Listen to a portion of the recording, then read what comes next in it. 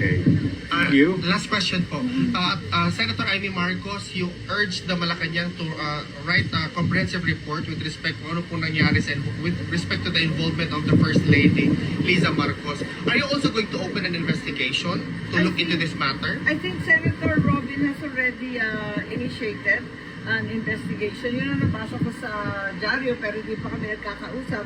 Ganun pa man, ang akin mas maigi dahil nababalabag at nagugulanta ang buong tambayanan tungkol na dito sa cocaine overdose na nauwi sa pagkamatay ng isang Pilipino sa ibang bansa. Ang laking kahihiyan at ang balita ng mga opisyal sa event na yon dahil Manila Film ang talagang pinopromote nila. Kaya kinakailangan alamin natin kung anong nangyari.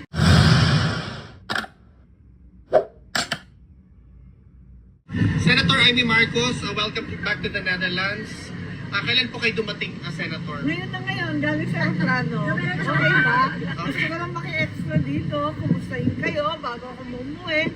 At pinuntahan ko ating mga kababayan, mga kaindan ko, ng mga Ilocano, mga Waray, mga Bisaya sa UK at pati na rin sa Italy.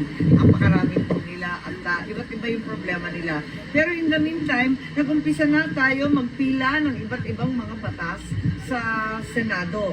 Siyempre, yung mga priority bills ko, pero maliban doon, may bago akong bill, ang President Rodrigo Roa Duterte bill, which is SB 552, at ako ang nagpaparusa at ginagawang krimen, ang extraordinary rendition, hindi na dapat maulit ito nangyari kay Presidente, na kinidnap siya at dinala rito sa ibang bansa. At papatawan natin ng parusa. Wala tayong masasabi dahil yung ICC ang may proseso sila na kanila, pero para sa atin sa Pilipinas, labag din sa ating batas ang nangyari. Kaya kailangan managot. Ikalawa, may ombudsman case na nakatenga. Yun nga lang, naghihintay ako sana tapusin kasi magbabago ang ombudsman. Kinakabahan ako, baka hindi na dinggin. Ganun pa man, dalhin natin yung kaso at pursigihin natin para managot ang talagang nagtutos nitong kababalaghan. Okay. Until when are you here po? I don't know yet. Okay. Okay. Ako siya sa Saturday. Saturday. Alam mo naman, backup dancer lang ako. Kanina, hindi ko na binanggit sa inyo, napag-usapan namin sa loob ni Pangulong Duterte si Senator Amy. Kasi binanggit ko sa kanya na nandito si Senator Amy and nag-request din siya ulit sa ICC through the lawyer kung pwede ba siyang makapasok roon. At tinanong ako ni Pangulong Duterte kanina kung bakit daw gusto pumasok ni Senator Amy. Sabi ko, baka gusto ko kausapin. Sabi niya, ano naman sasabihin niya? Sabi ko, well, hindi ko alam. Sabi niya, pareho kayo na sinasabi politika yan lahat. It's all politics. Yeah, sabi? Politika yan lahat. It's all politics. And then sabi niya na, I believe that she is sincere with her friendship with you. Sa akin daw, oo. Kasi sabi niya, pwede naman siyang hindi makipagkaibigan sa iyo pero nakikipagkaibigan siya sa iyo. Sabi niya, yun ang nabanggit niya kanina. On another question, Senator Amy Marcos, tatlong senador po ang propose a resolution to do a house arrest with respect to the interim release of President Rodrigo Roa Duterte. Will you share or will also vote for this resolution to be? Siyempre talagang ako'y nakikiisa sa kanila. Pero sa kabila nun, alam ko rin na hindi tayo papansinin ng ICC, ano man ang ipataw dyan. Kaya pursigihin natin, maliban sa resolution dyan sa Senado, na baka naman baliwalain lamang. Pursigihin pa rin natin ang pag-iipon ng ebidensya at pagtatanggol kay Presidente sa loob ng proseso nitong ICC. Baka naman madaan sa tiyaga at sa dasal. Okay. You? Last question po.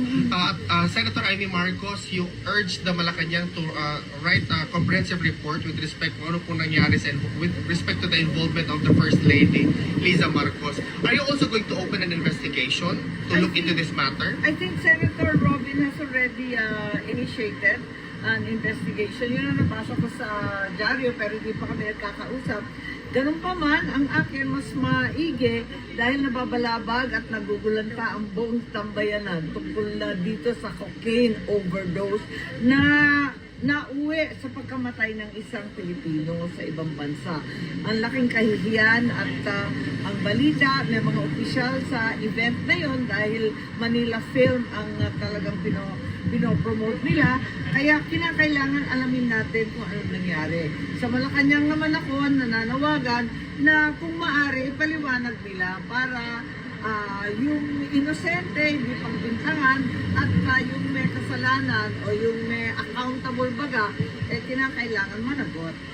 Thank you po. Magkakaroon ng Senate hearing, ang mga bagay na kailangang i-sort out dito ay yung pagiging malapit ng droga sa elite circles natin. Na kung saan ang elite circles natin ay naa-appoint at nagkakaroon ng mga government position.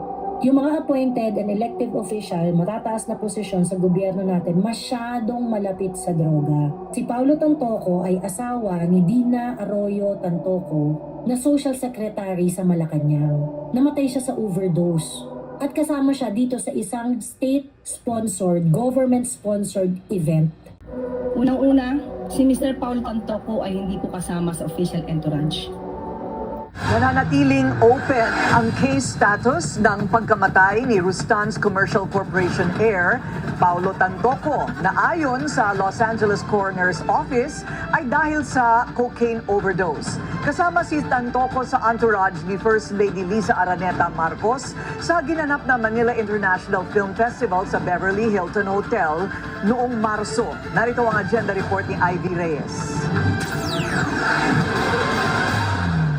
Pumanaw si Paulo Tantoco noong March 8 sa Beverly Hilton Hotel kung saan ginanap ang Manila International Film Festival. Isang business science sa entourage ni First Lady Liza Araneta Marcos. Sa isang video clip na nakuha ng Billionaire News Channel, makikita si FL na sumasayaw sa after party ng MIFF gabi ng March 8. Wala pang pahayag sa ngayon ng Malacanang tungkol dito at hindi pa rin kumpirmado kung sino-sino ang dumalo sa LA. Pero sa isa namang video posted on the First Lady's social media page, makikita si Senate President Cheese Escudero, Senate President Pro Tempore Jinggoy Estrada, MMDA Chairman Romando Artes at Tourism Secretary Cristina Frasco. Nauna nang itinanggi at tinawag pang fake news ng palasyo ang alegasyon ni VP Sara na cover-up lang sa pagkamatay ni Tantoco ang pag-aresto sa kanyang ama na si former President Rodrigo Duterte. Ruled as accidental ang pagkamatay ni Tantoco. Maaari rin daw factor ang posibleng komplikasyon nito sa puso bukod sa cocaine overdose na lumabas sa toxicology report. Sa isang ambush interview ngayong hapon, no comment si Presidential Communications Secretary Dave Gomez.